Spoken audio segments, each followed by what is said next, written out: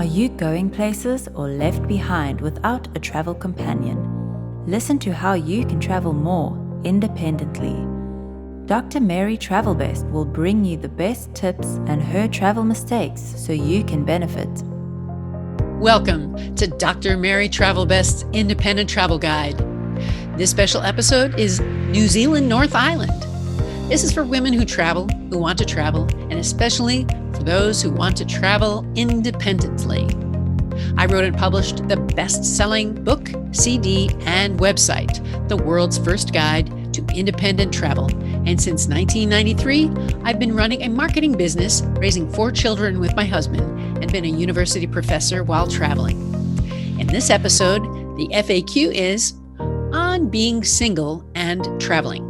The destination is New Zealand, North Island.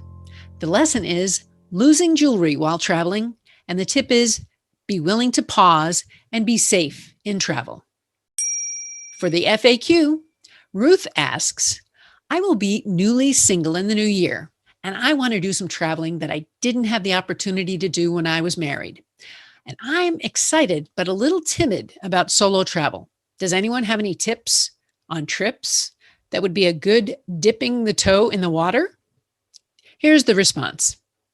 Being newly single is a great time to take a travel adventure. It's okay that you're timid at first. Some tips to dip your toe in the water will be found on level 1 or level 2 travel stages in the upcoming book and previous episodes of this podcast. Here's some other advice. Don't wait for your trip to come to you. Find out yourself how much you like travel and just start out small.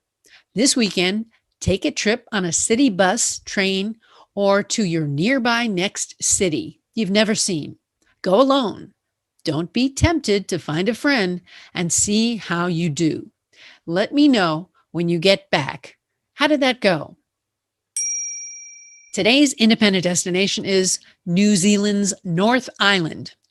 New Zealand was one of the first locked down countries who did well with the coronavirus in 2020. In this episode, we'll focus on the North Island, and in another episode, I reach out about the South Island. I was in New Zealand back in the 1980s and have a journal that I wrote on that trip to remind me of my adventures. I wrote about the beautiful legends of the Maoris, how New Zealand was discovered, hot thermal pools, geysers, and crafts. Some of the areas sound British and others seem more Maori, the natives. Now, WH sounds like an F in the Maori language. It rained every day I was there. I drank a lot of tea.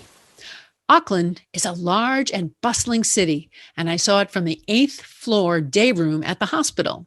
Right from those windows, I could see the Harbor Bridge, the major streets, and topography. In a car, I drove around Queen Street, past theaters, shops, universities, and the harbor. I ate something called a mousetrap. What is that? It's bread with meatloaf and melted cheese on top. I got to sleep in a home here in Auckland with a 73-year-old grandmother who had detailed stories of World War II and the U.S. GIs who she has been friends with since the war. She gave out kindness, warmth, and love. If you're lucky like I was, you'll be talking to a shearer of lambs and learn about sheep and farming in New Zealand. My current friend, Jenny Lato, talked to me about what's new on the North Island, New Zealand. She's an artist who lives in Waiku, part of Auckland City, an hour's drive to Auckland Central or downtown. About 8K away from her home are some surfing beaches, including one that has either black sand beaches on one side or white sand, whichever you prefer. She also told me about a sandspit beach with a slide into the water, which sounds really nice. They are on an 8-week holiday in the summer months, the opposite weather from the Northern Hemisphere.